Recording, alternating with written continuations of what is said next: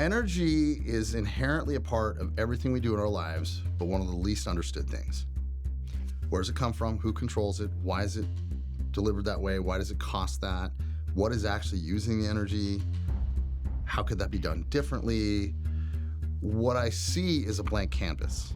I see an opportunity for a ton of creativity. Man, dude, what's up, dude? What needs to kind of be understood is that power is historically been generated in giant centralized power plants.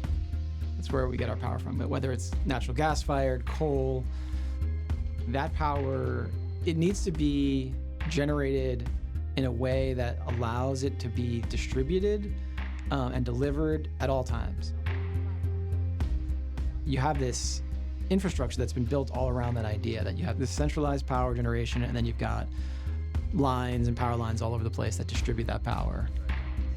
What's happened now with the advances in solar and really battery storage, you can now generate power on site, and you can manipulate it so that it's not only being generated during the middle of the day when the sun is out and solar is working.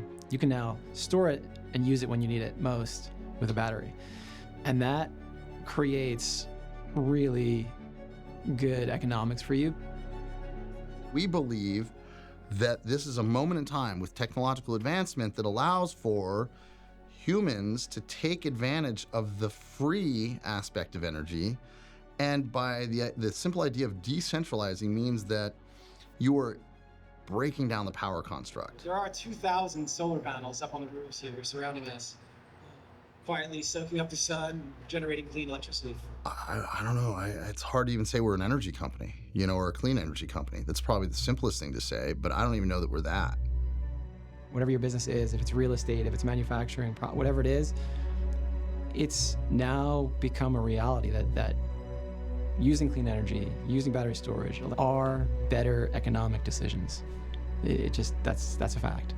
I think there'll be eventually a very dynamic nodal network of stored energy that's being moved and utilized in different ways across an entire regional grid. I can see a future where there is limitless and free energy. And that's a pretty beautiful world to live in. By giving people agency around their energy, around power, you are giving them power. And we are effectively redistributing power.